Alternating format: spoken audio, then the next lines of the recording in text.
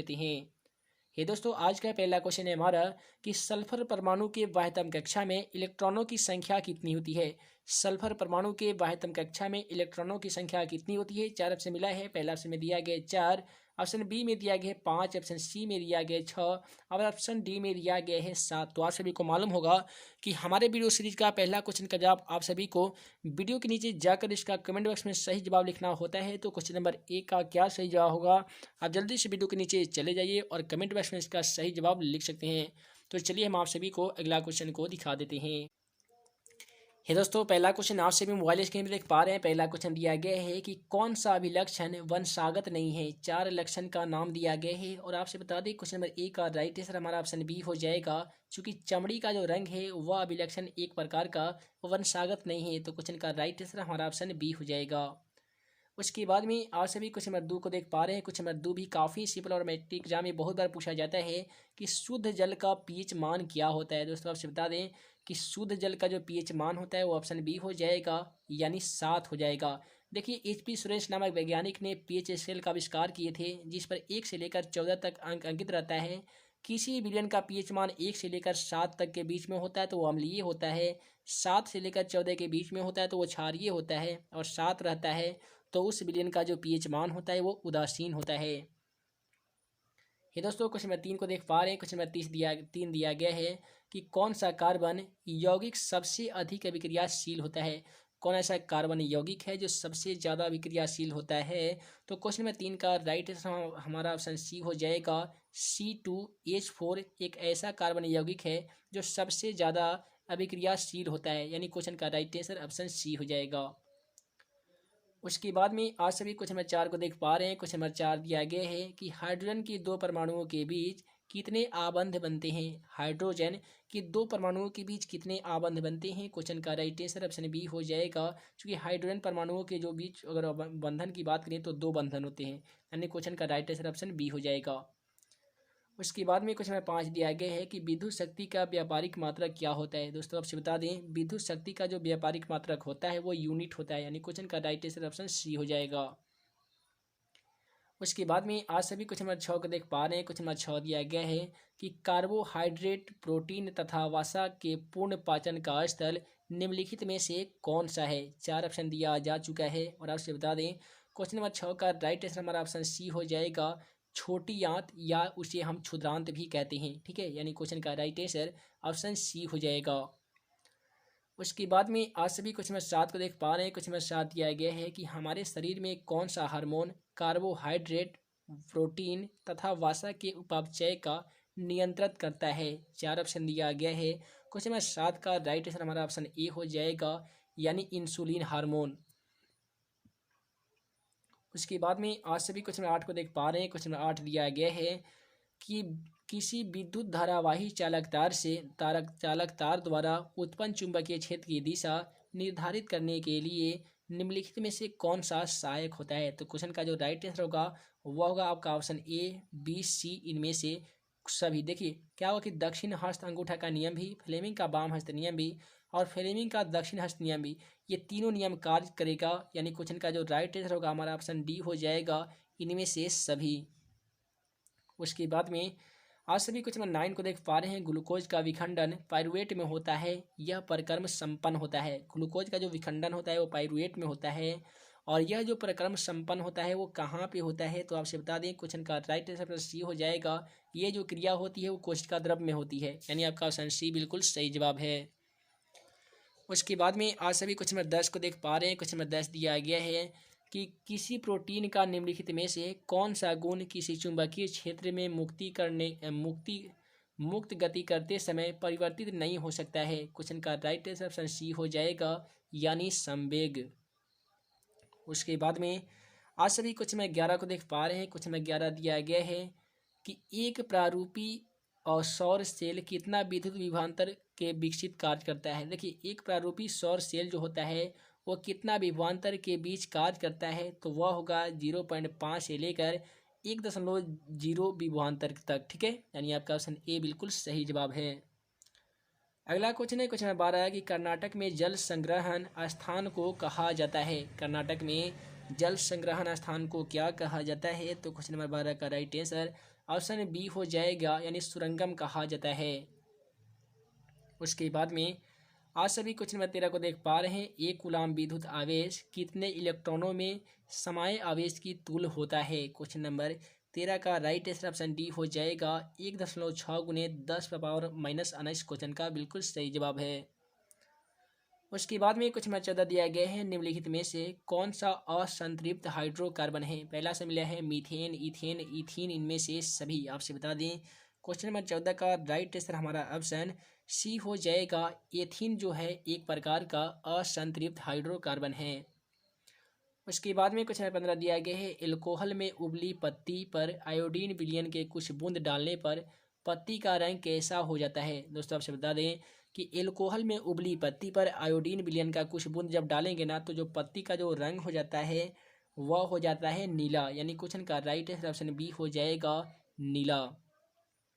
उसके बाद में आज सभी कुछ नंबर 16 को देख पा रहे हैं। कुछ नंबर 16 दिया गया है, यदि किसी समबाहु त्रिभुज प्रिज्म में निर्गत कोण और विचलन कोण क्रमशः 40 डिग्री और 30 डिग्री है तो आपतन कोण कितना होगा। क्वेश्चन नंबर 16 के लिए आपको 4 ऑप्शन दिया गया है और क्वेश्चन का जो राइट आंसर हमारा ऑप्शन बी हो जाएगा।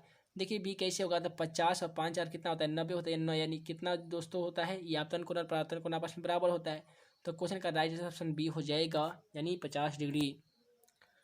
अगला क्वेश्चन है हमारा क्वेश्चन 17 की एक उत्तल लेंस की क्षमता एक डायप्टर यानी 1D है, तो उस लेंस की फोकस जो दूरी होगा वो क्या होगा। यानी क्वेश्चन नंबर 17 का राइट आंसर ऑप्शन सी हो जाएगा +100 सेमी हो जाएगा। उसके बाद में आज सभी क्वेश्चन 18 को देख पा रहे हैं, निम्नलिखित में से कौन सा वायरस संक्रमित रोग है। कौन ऐसा रोग है जो वायरस संक्रमित रोग है। पहला ऑप्शन दिया गया गोनोरिया, सिफिलिस, HIV, एड्स और डी में दिया गया है इनमें से को नहीं। तो आपसे बता दें क्वेश्चन नंबर 18 का राइट आंसर ऑप्शन सी हो जाएगा। चूंकि वायरस संक्रमित रोग की बात करें तो वह होता है HIV, ठीक है। HIV एक प्रकार का वायरस है। तो मैट्रिक एग्जाम में बहुत बार ऐसा होता है कि HIV का पूरा नाम लिखने के लिए भी आ जाता है और एड्स का भी पूरा नाम लिखने के लिए आ जाता है। देखिए HIV का पूरा नाम होता है, ए से ह्यूमन, आई से इनडिफिशियंसी और वी से होता है वायरस, ह्यूमन इनडिफिशियंसी वायरस। तो उम्मीद है कि आप सभी को याद भी हो गया होगा। एक होते हैं एड्स, AIDS, तो ए से होते हैं एक्वायर्ड, आई से इम्यून, डी से डिफिशियंसी और एस से होते हैं सिंड्रोम। तो यहाँ पे वायरस संक्रमित रोग की बात करें तो क्वेश्चन का बिल्कुल सही जवाब हमारा ऑप्शन सी हो जाएगा।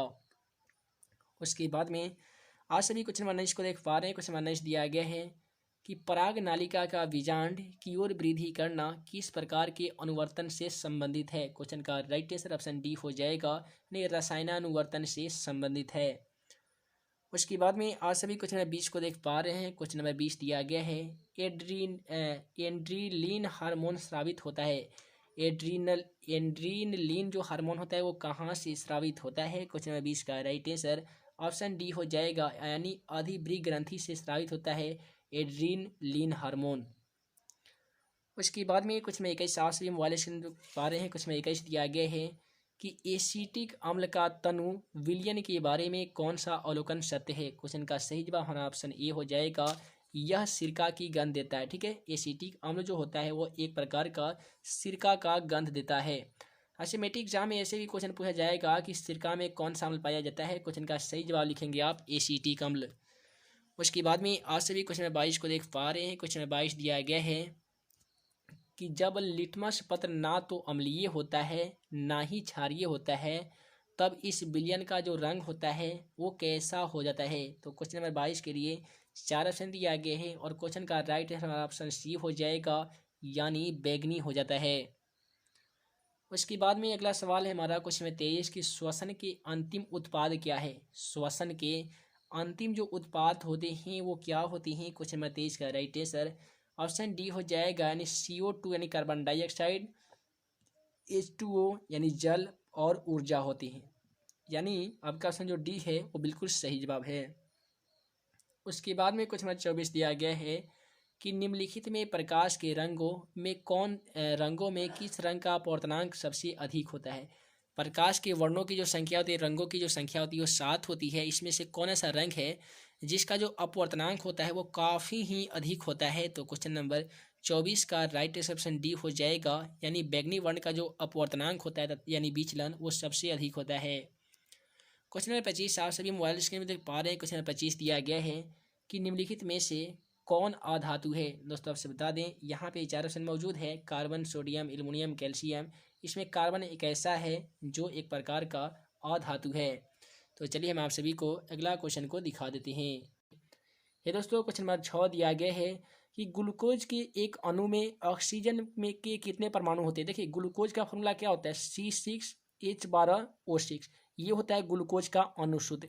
तो ये बोला गया है कि ग्लूकोज की एक अणु में ऑक्सीजन के कितने परमाणु होते हैं। देखिए यहाँ पे ऑक्सीजन के कितना परमाणु है, O6 दिया गया है। यानी ऑक्सीजन के जो परमाणुओं की संख्या है वो कितना होगा, 6 होगा। यानी क्वेश्चन का जो राइट आंसर आपका होगा ऑप्शन बी हो जाएगा, यानी 6। उसके बाद में आज सभी क्वेश्चन नंबर 3 को देख पा रहे हैं। क्वेश्चन नंबर 3 दिया गया है कि नई कार्तीय चिन्ह परिपाटी के अनुसार दर्पण के सामने रखे गए बिंब की बिंब दूरी ली जाती है। यहाँ पे पहला ऑप्शन दिया गया धनात्मक, बी में ऋणात्मक, सी में दिया गया धनात्मक ऋणात्मक दोनों, और डी में दिया गया है इनमें से कोई नहीं। आपसे बता दें क्वेश्चन नंबर 3 का राइट आंसर हमारा ऑप्शन बी हो जाएगा, यानी नई कार्तीय चिन्ह परिपाटी के अनुसार दर्पण के सामने रखे बिंब का जो हम लेते हैं वो ऋणात्मक लेते हैं। यानी क्वेश्चन का राइट आंसर ऑप्शन बी हो जाएगा। उसके बाद में आज सभी क्वेश्चन नंबर 4 को देख पा रहे हैं। क्वेश्चन नंबर 4 दिया गया है कि पीत रस कहाँ से स्रावित होता है। ये दोस्तों पीत रस का जो स्राव होता है वह होता है यकृत से। यानी क्वेश्चन का राइट आंसर ऑप्शन बी हो जाएगा। मेट्रिक एग्जाम में यकृत नहीं रहेगा तो आपका लीवर रहेगा, क्योंकि लीवर को ही यकृत बोला जाता है। उसके बाद में आज सभी क्वेश्चन नंबर 5 को देख पा रहे हैं। क्वेश्चन नंबर 5 दिया गया है कि निम्नलिखित में कौन मलेरिया परजीवी है। 4 ऑप्शन दिया गया है। क्वेश्चन का राइट आंसर हमारा ऑप्शन ए हो जाएगा, क्योंकि प्लाज्मोडियम ही मलेरिया परजीवी है। यानी क्वेश्चन का राइट आंसर ऑप्शन ए हो जाएगा। हे दोस्तों अगला क्वेश्चन आप सभी देख पा रहे हैं। क्वेश्चन नंबर 6 दिया गया है एल्युमिनियम पर मोटी ऑक्साइड की परत बनने की क्रिया क्या कहलाती है। दोस्तों आपसे बता दें कि एल्युमिनियम पर मोटी ऑक्साइड की क्रिया बनने की जो प्रक्रिया होती है उसी हम एरोडीकरण कहते हैं। यानी क्वेश्चन का राइट आंसर ऑप्शन बी हो जाएगा, एरोडीकरण। उसके बाद में आज सभी क्वेश्चन नंबर 7 को देख पा रहे हैं। क्वेश्चन नंबर 7 दिया गया है कि समान नेत्र के लिए दूर बिंदु कितना होता है। दोस्तों आपसे बता दें समान नेत्र के लिए जो दूर बिंदु होता है वो अनंत पर होता है। यानी क्वेश्चन का राइट आंसर ऑप्शन डी हो जाएगा। यहीं पे समान नेत्र की जगह पे आपको स्पष्ट दर्शन की न्यूनतम दूरी बोला जाएगा, तो क्वेश्चन का सही जवाब लिखेंगे आप 25 सेमी। ठीक है, तो चलिए हम आप सभी को क्वेश्चन नंबर 8 को दिखा देते हैं। हे दोस्तों क्वेश्चन नंबर 8 दिया गया है कि कौन सी गैस वैश्विक उष्ण के लिए उत्तरदायी है। यहाँ पे 4 गैस का नाम दिया गया है। इसमें से आप सभी को लाना है कि कौन ऐसा गैस है जो वैश्विक उष्ण के लिए उत्तरदायी है। तो क्वेश्चन नंबर 8 का राइट आंसर हमारा ऑप्शन ए हो जाएगा, कार्बन डाइऑक्साइड यानी CO2। उसके बाद में अगला क्वेश्चन आप सभी क्वेश्चन नंबर 9 को देख पा रहे हैं कि कौन सा अजैव निम्नकरणीय कचरा है। यहाँ पे तीन नहीं बल्कि 4 ऑप्शन दिए गए हैं, और क्वेश्चन का राइट आंसर हमारा ऑप्शन सी हो जाएगा। चूंकि अजैव निम्नकरणीय कचरा की बात करें तो यहाँ पे थर्मोकोल क्वेश्चन का बिल्कुल सही जवाब हो जाएगा। उसके बाद में क्वेश्चन नंबर 10 आप सभी मोबाइल स्क्रीन पर देख पा रहे हैं। क्वेश्चन नंबर 10 दिया गया है कि निम्नलिखित में से किस लेंस की फोकस दूरी धनात्मक ली जाती है। 4 लेंस का नाम दिया गया है। क्वेश्चन का राइट आंसर ऑप्शन बी हो जाएगा, क्योंकि उत्तल लेंस की ही दूरी जो होता है वो धनात्मक यानी प्लस में लिया जाता है। उसके बाद में क्वेश्चन नंबर 11 आज सभी देख पा रहे हैं। क्वेश्चन नंबर 11 दिया गया है कि समानांतर क्रम में संयोजित प्रतिरोधी की संख्या घटने के उपरांत यानी घटने के तत्पश्चात संयोजित प्रतिरोध का कुल प्रतिरोध क्या होता है। क्वेश्चन नंबर 11 का राइट आंसर ऑप्शन ए हो जाएगा, क्योंकि समानांतर क्रम में संयोजित प्रतिरोधी की संख्या जब घटता है, घटने के उपरांत संयोजित प्रतिरोध का जो कुल प्रतिरोध होता है वो घटता है। यानी क्वेश्चन नंबर 11 का राइट आंसर ऑप्शन ए हो जाएगा, बढ़ता है।